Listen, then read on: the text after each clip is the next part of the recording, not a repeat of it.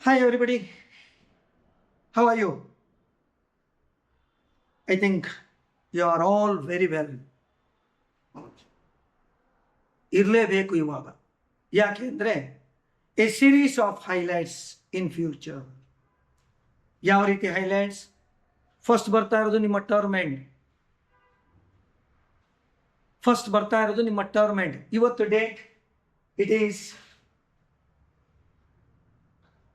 9th, 9ನೇ ತಾರೀಕು. ನಿಮ್ಮ term end ಆಗುವಂತಹದ್ದು 12th. So 12/4/2025. ಹಾಗಾದರೆ ನಿಮಗೆ ಇನ್ನು ಎಷ್ಟು ದಿವಸ ಟೈಮ್ ಇದೆ ಟರ್ಮ್ ಎಂಡ್ ಆಗಲಿಕ್ಕೆ? Hardly 3 days. You are left with hardly 3 days to go for ending your 6th sem. ಹಾಗಾದರೆ ಇವಾಗ ನಿಮಗೆ 3 ದಿವಸ ಟೈಮ್ನಲ್ಲಿ ಏನೆಲ್ಲ ಮಾಡ್ಬೋದು? ನೀವು ಏನೂ ಮಾಡೋದಿಲ್ಲ, ನಿಮಗೆ ಬಿಟ್ವಿ ಅಂತ ಹೇಳಿದರೆ ನೀವೇನು ಮಾಡ್ತೀರಾ? ಇನ್ನು 3 ದಿವಸದಲ್ಲಿ ಮನೆಯಿಂದ ಕಾಲೇಜಿಗೆ, ಕಾಲೇಜಿಂದ ಮನೆಗೆ. ಕಾಲೇಜ್ನಲ್ಲಿ ನಮ್ಮ ಪ್ರಾಜೆಕ್ಟ್ ವರ್ಕ್ ಅದು ರೆಡಿ ಮಾಡಬೇಕು, ರಿಪೋರ್ಟ್ ರೆಡಿ ಮಾಡಬೇಕು, ಇನ್ನು ಇಂಟರ್ನ್ಶಿಪ್ನವರು ಎಲ್ಲ ರಿಪೋರ್ಟನ್ನು ರೆಡಿ ಮಾಡಬೇಕು. ದಟ್ಸ್ ಫೈನ್, ಇದೆಲ್ಲ ನಡೀತಾ ಇರುತ್ತೆ, ನಡಿಲೇಬೇಕು. ಸೊ ಅಪ್ ಟು 12th ನೀವಂತೂ ಬ್ಯುಸಿ ಆಗಿರ್ತೀರ. ಯಾಕೆಂದರೆ ಟರ್ಮ್ ಎಂಡ್ ಆದ ನಂತರ ನಿಮ್ಮ practical examination, that is the end evaluation of your internship as well as project, ಅದಾಗಲಿಕ್ಕೆ ಸ್ವಲ್ಪ ಟೈಮ್ ಇರುತ್ತೆ. ಎಷ್ಟು ಟೈಮ್ ಇದೆ ಅಂತ ಹೇಳಿ ನಿಮ್ಮ end examination, the practical exam start ಆಗ್ಲಿಕ್ಕೆ ನೋಡಿ. The practical exam starts on 21st of April 2025. ಹಾಗಾದರೆ ಇವತ್ತಿನ ಡೇಟ್ನಿಂದ ನಿಮಗೆ ಪ್ರಾಕ್ಟಿಕಲ್ ಎಕ್ಸಾಮಿಗೆ ಎಷ್ಟು ದಿವಸ ಇದೆ? 12 ದಿವಸ ಇದೆ. ನಿಮ್ಮ ಪ್ಲ್ಯಾನ್ ಹೇಗಿರುತ್ತಪ್ಪ ಅಂತ ಹೇಳಿದರೆ, ಇನ್ನು 12 ದಿವಸದಲ್ಲಿ ಪ್ರಾಕ್ಟಿಕಲ್ ಎಕ್ಸಾಮಿಗೆ ರೆಡಿ ಆಗಬೇಕು. ಅಫ್ಕೋರ್ಸ್ ರೆಡಿ ಆಗಲಿಕ್ಕಿದೆ. ಸೊ ಇಂಟರ್ನ್ಶಿಪ್ನವರು ಏನೇನು ಇಂಟರ್ನ್ಶಿಪ್ನಲ್ಲಿ ಮಾಡಿದ್ದೀರಾ, ಏನೇನು ನಿಮ್ಮಲ್ಲಿ ಸ್ಕಿಲ್ ಡೆವಲಪ್ಮೆಂಟ್ ಆಗಿದೆ, ಅದ್ರ ಬಗ್ಗೆ ಎಲ್ಲ ರೆಡಿ ಆಗಬೇಕು. ಪ್ರಾಜೆಕ್ಟ್ನವರು ಕೂಡ ಏನು ಪ್ರಾಜೆಕ್ಟ್ ಮಾಡಿದ್ದೀರಾ, ಪ್ರಾಜೆಕ್ಟ್ನಲ್ಲಿ ಬೇರೆ ಬೇರೆ ಸ್ಟೇಜ್ನಲ್ಲಿ ಏನೇನು ನಿಮಗೆ ಹರ್ಡ್ಸ್ ಬಂತು, and how you could fix it up, ಇದ್ರ ಬಗ್ಗೆ ಎಲ್ಲ ಡಿಟೇಲ್ ಆಗಿ ರೆಡಿ ಆಗಬೇಕು. ಯಾಕೆ ಅಂದರೆ ಎಂಡ್ ಇವ್ಯಾಲ್ಯೂಯೇಷನ್ ಸ್ಟಾರ್ಟ್ ಆಗೋದು ನಿಮಗೆ 21st ಸ್ಟಾರ್ಟ್ ಆಗಿದೆ. 12 ದಿವಸದಲ್ಲಿ ನೀವೆಲ್ಲ ರೆಡಿ ಆಗಬೇಕು. ಅಫ್ಕೋರ್ಸ್ ರೆಡಿ ಆಗಿ. ಯಾಕೆ ಅಂದರೆ ನಿಮ್ಮ ಪ್ರಾಕ್ಟಿಕಲ್ ಎಕ್ಸಾಮಿನೇಷನ್ ಅಥವಾ ಎಂಡ್ ಇವ್ಯಾಲ್ಯೂಯೇಷನ್ ಅಂತ ನಾವೇನಂತೇವೆ, ಅದಕ್ಕೆ ಬರುವಂಥ ಎಕ್ಸಾಮಿನರ್ಸ್ ಎಲ್ಲ ಹೊರಗಡೆಯಿಂದ ಬರ್ತಾ ಇರ್ತಾರೆ ನಿಮ್ಮ ಕಾಲೇಜಿಗೆ. ಎಕ್ಸ್ಟರ್ನಲ್ ಎಕ್ಸಾಮಿನರ್ಸ್ ಅಂತ ಕರಿತೇವೆ. ಅವರು ನೀವು ಏನು ಪ್ರಾಜೆಕ್ಟ್ ಮಾಡಿದ್ದೀರೋ, ಯಾವುದು ಇಂಟರ್ನ್ಶಿಪ್ನಲ್ಲಿ ಯಾವ ಒಂದು ನಿಮ್ಮ ಇಂಟರ್ನ್ಶಿಪ್ಗೆ ನೀವು ಇದರಲ್ಲಿ ಇಂಡಸ್ಟ್ರೀಸಿಗೆ ಹೋಗಿ ಯಾವುದ್ರ ಬಗ್ಗೆ ನೀವು ಇಂಟರ್ನ್ಶಿಪ್ ಮಾಡಿದಿರೋ ಅದ್ರ ಬಗ್ಗೆ ಎಲ್ಲ ಡಿಟೇಲ್ ಆಗಿ ನಿಮ್ಮ ನಾಲೆಜನ್ನು ಟೆಸ್ಟ್ ಮಾಡ್ತಾರೆ. ನೆನಪಿರಲಿ, ಸರಿನಾ? Fine then. ಹಾಗಾದರೆ ನಿಮ್ಮ ಪ್ರಾಕ್ಟಿಕಲ್ ಎಕ್ಸಾಮಿನೇಷನ್ ಮುಗಿದ ನಂತರ ಯಾವಾಗ ಮುಗಿಬೋದು? Severe practical examination May end by 26th or 27th of April. ಸಾಧಾರಣ 1 ವಾರ ಇರುತ್ತೆ. ಬೇರೆ ಬೇರೆ ಕಾಲೇಜಿನಲ್ಲಿ ಬೇರೆ ಬೇರೆ ಟೈಮಿಂಗ್ ಕೊಟ್ಟಿರ್ತಾರೆ. ಯಾಕೆಂದರೆ ಥಿಯರಿ ಎಕ್ಸಾಮ್ ಥರ ಇಡೀ ಕರ್ನಾಟಕ ಸ್ಟೇಟಿಗೆ ಒಂದೇ ಡೇಟಿಗೆ ಒಂದು ಸಬ್ಜೆಕ್ಟ್ ಎಕ್ಸಾಮ್ ಆಗಬೇಕು ಅಂತಲ್ಲ. ಪ್ರಾಕ್ಟಿಕಲ್ ಎಕ್ಸಾಮಿನೇಷನ್ಗೆ ಡೇಟನ್ನು ಫಿಕ್ಸ್ ಮಾಡೋರು institution head of the institution principal will fix that. ಅವ್ರು ಹೇಗೆ ಫಿಕ್ಸ್ ಮಾಡ್ತಾರೆ? Availability of the examiners. ಒಂದು ಕಾಲೇಜಿಗೆ ಯಾರು ಎಕ್ಸಾಮಿನರ್ ಬರಬೇಕೋ ಅವ್ರದ್ದೊಂದು ಫ್ರೀ ಟೈಮನ್ನು ಇದು ಮಾಡಿಕೊಂಡು ಕಾಲೇಜ್ನಲ್ಲೂ ಕೂಡ ಓವರ್ಲ್ಯಾಪ್ ಆಗದ ಇದ್ದ ಹಾಗೆ ಅವರು ಅದನ್ನು ಸೆಟ್ ಮಾಡ್ತಾರೆ. ಯೂಸ್ವಲಿ ಹೇಗೆ ಅಂದರೆ ಪ್ರತಿಯೊಂದು ಕಾಲೇಜ್ನಲ್ಲೂ ಫೈನಲ್ ಇಯರ್ ಸ್ಟೂಡೆಂಟ್ಸ್ ಬರೀ ಇಂಟರ್ನ್ಶಿಪ್ ಮಾತ್ರ, ಅವ್ರಿಗೆ ಬೇರೆ ಯಾವುದೇ ಪ್ರಾಕ್ಟಿಕಲ್ ಎಕ್ಸಾಮ್ ಇಲ್ಲ. ಅದು 1 ದಿವಸ ಇರುತ್ತೆ. ಅದನ್ನು ಯೂಸ್ವಲಿ ಏನು ಮಾಡ್ತಾರೆ ಅಂದರೆ ಬಿಗಿನಿಂಗ್ನಲ್ಲಿ ಅದನ್ನು ಹಾಕ್ಕೊಂಡು ಮುಗಿಸ್ಬಿಡ್ತಾರೆ. ಯಾಕೆ? ಅವ್ರದ್ದೊಂದು ಅದರಿಂದ ಅಡ್ವಾಂಟೇಜ್ ಏನಪ್ಪ ಅಂದರೆ, ಅವ್ರು ಮಾಡ್ತಾ ಇರುವಂಥ ಒಂದು ಒಳ್ಳೆ ಕೆಲಸ ಏನಪ್ಪ ಅಂದರೆ, ಫಸ್ಟಿಗೆ ನಿಮ್ಮ ಪ್ರಾಕ್ಟಿಕಲ್ ಎಕ್ಸಾಮನ್ನು ಮಾಡಿ ಮುಗಿಸ್ಬಿಟ್ರೆ ಎಂಡ್ ಇವ್ಯಾಲ್ಯೂಯೇಷನ್ನ ನೀವು ಯಾರು ಇಂಜಿನಿಯರಿಂಗ್ ಹೋಗಬೇಕು, DCETಗೆ ಪ್ರಿಪ್ರೇಷನ್ ಮಾಡಲಿಕ್ಕೆ ಫ್ರೀಯಾಗಿ ಮಾಡ್ಬೋದಲ್ವ, ಟೈಮ್ ಜಾಸ್ತಿ ಸಿಗುತ್ತಲ್ವ. ಆ ಒಂದು ಒಳ್ಳೆಯ ಸದುದ್ದೇಶದಿಂದ ಈ ರೀತಿ ಮಾಡ್ತಾರೆ. ಹಾಗಾದರೆ ಎಲ್ಲೋ ಒಂದೊಂದು ಕಡೆ ಫಸ್ಟ್ ಡೇನೇ ಇರ್ಬೋದು, ಕೆಲವು ಕಡೆ 2 ದಿವಸ ಬಿಟ್ಟಿರ್ಬೋದು. ಏನಿದ್ರೂ ಕೂಡ 6 ರಿಂದ 7 ದಿವಸದಲ್ಲಿ ಮುಗಿದೋಗ್ಬಿಡುತ್ತೆ ನಿಮ್ಮ ಪ್ರಾಕ್ಟಿಕಲ್ ಎಕ್ಸಾಮ್. ಹಾಗಾದರೆ your practical exam it may end by 26th or 27th of April. Fine, ಅಲ್ಲಿಗೆ ಮುಗೀತು. ನೆಕ್ಸ್ಟ್ ಇವೆಂಟ್ ಏನಪ್ಪ ಅಂತ ಹೇಳಿದರೆ your DCET examination. So DCET 2025 exam date already it has been announced 31/5/2025. 27, 28 ಹೀಗೆ ನೀವು ಇದನ್ನೇ ಅರೌಂಡ್ ದಿಸ್ ಡೇಟ್ ನಿಮ್ಮ ಪ್ರಾಕ್ಟಿಕಲ್ ಎಕ್ಸಾಮ್ ಮುಗೀತು ಅಂದರೆ ನಿಮಗೆ ಎಷ್ಟು ಟೈಮ್ ಇರುತ್ತೆ? Hardly A month after the practical exam.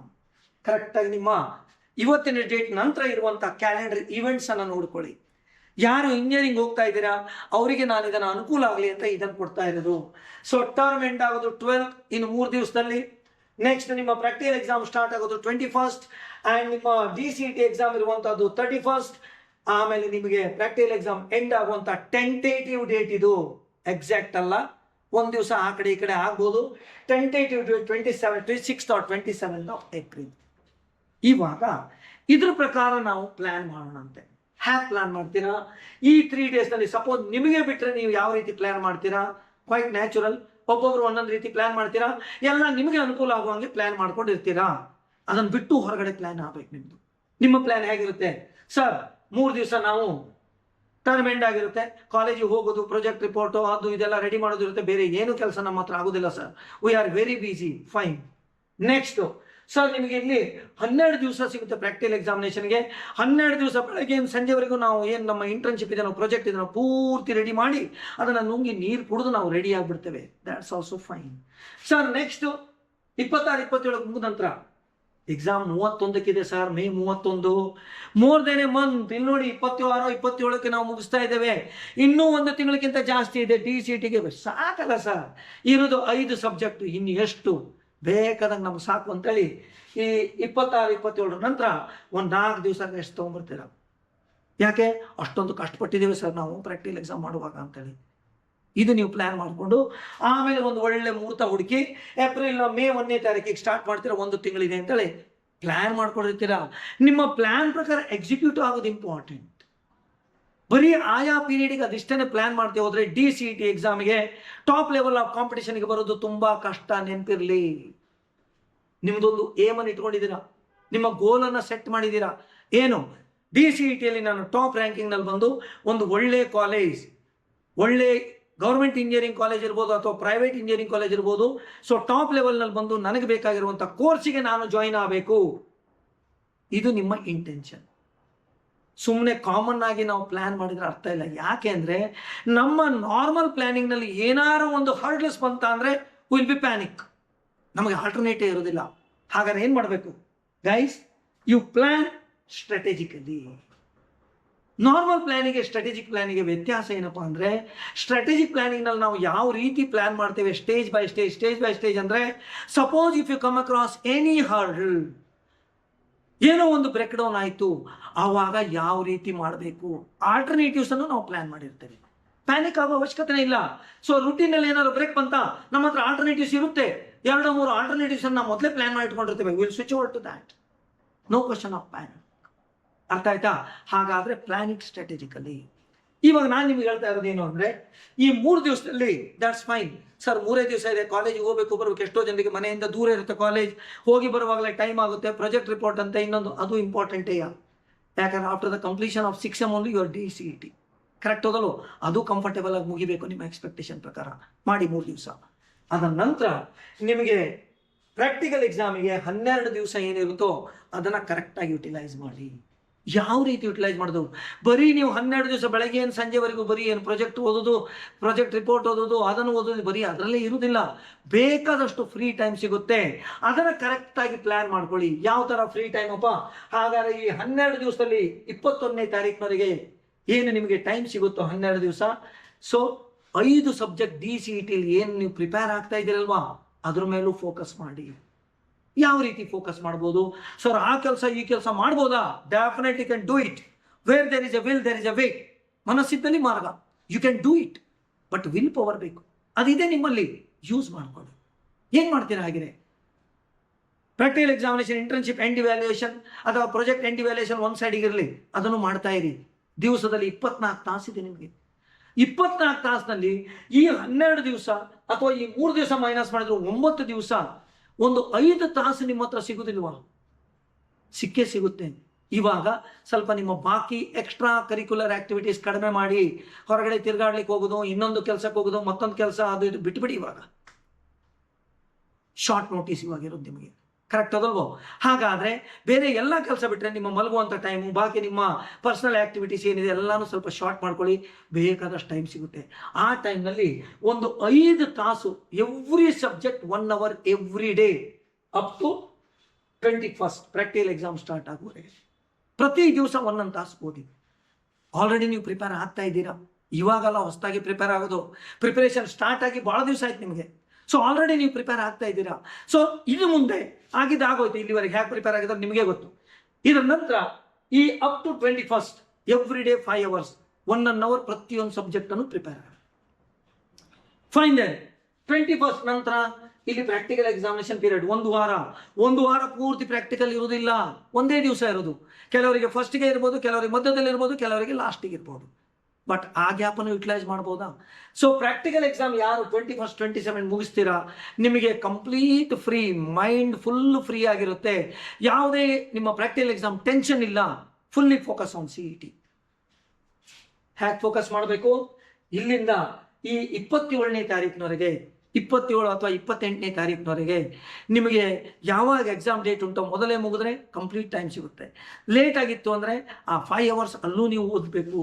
ಆ 5 hours ಏನು ನಾನು ಹೇಳಿದನೋ ಅದನ್ನು ನೀವು ಎಕ್ಸಾಮ್ನಲ್ಲಿ ಓದಬೇಕು. ಎಕ್ಸಾಮ್ ಮುಗಿದ ಮೇಲೆ ಅದನ್ನು ಡಬಲ್ ಮಾಡಿ 10 hours. ಬೇರೆ ಏನೂ ಕೆಲಸ ಇಲ್ಲ, ಪ್ರಾಕ್ಟಿಕಲ್ ಎಕ್ಸಾಮ್ ಓದೋದಿಲ್ಲ, ಏನೂ ಇಲ್ಲ. ಅದರ ನಂತರ ನೀವೇನು ಮಾಡಬೇಕು ಅಂತ ಹೇಳಿದರೆ, ಪ್ರಾಕ್ಟಿಕಲ್ ಎಕ್ಸಾಮ್ ಬೇಗ ಮುಗಿದವರು 27 28ನೇ ತಾರೀಕಿನವರೆಗೆ ನೀವು ನಿಮ್ಮ ಟೈಮನ್ನು ಡಬಲ್ ಮಾಡಿ ಪ್ರತಿಯೊಂದು ಸಬ್ಜೆಕ್ಟಿಗೆ 2 ತಾಸು ಕೊಡಬೇಕು.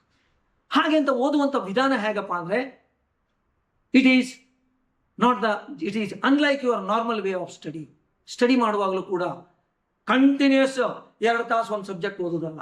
ಟೈಮ್ ಟೇಬಲ್ ಸೆಟ್ ಮಾಡ್ಕೊಳ್ಳಿ. ಇವತ್ತು ಒಂದು ಸಬ್ಜೆಕ್ಟ್, ಸಪೋಸ್ ಈಗ ಬೆಳಗ್ಗೆ ನೀವು ಮ್ಯಾಥ್ಸ್ ಮಾಡಿದ್ರ 1 hour ಆದ ನಂತರ ಒಂದು 10 ನಿಮಿಷ ಗ್ಯಾಪ್ ಕೊಡಿ, ನೆಕ್ಸ್ಟ್ FTBL ಮಾಡಿ. ಅದಾದ ನಂತರ ಒಂದು 10 ನಿಮಿಷ ಗ್ಯಾಪ್ ಕೊಡಿ, ಸೊ PMS ಮಾಡಿ. ಈ ಥರ 5 ಸಬ್ಜೆಕ್ಟಿಗೆ ಒಂದೊಂದು ವಿತ್ ಬ್ರೇಕ್. ಯಾಕೆ ಬ್ರೇಕ್ ಹೇಳ್ತಾ ಇದ್ದೀನಿ ಅಂದರೆ, ನಾವು ಓದುವಾಗ ಫಸ್ಟ್ 1 hour ನಮ್ಮ ಗ್ರಾಫ್ ಹೀಗೆ ಹೋಗ್ತಾ ಇರುತ್ತೆ, ಎಲ್ಲ ಅರ್ಥ ಮಾಡ್ಕೊತೀರಾ. 1 hour ಆದ ನಂತರ ಸ್ಯಾಚುರೇಷನ್ ಸ್ಟಾರ್ಟ್ ಆಗುತ್ತೆ. ಓದ್ತಾ ಇರ್ತೀರಾ, ತಲೆ ಒಳಗೆ ಹೋಗೋದಿಲ್ಲ. ತಲೆ ಒಳಗೆ ಹೋದ್ರೂ ಎಫೆಕ್ಟಿವ್ ಆಗಿ ಹೋಗೋದಿಲ್ಲ. It's A waste of time.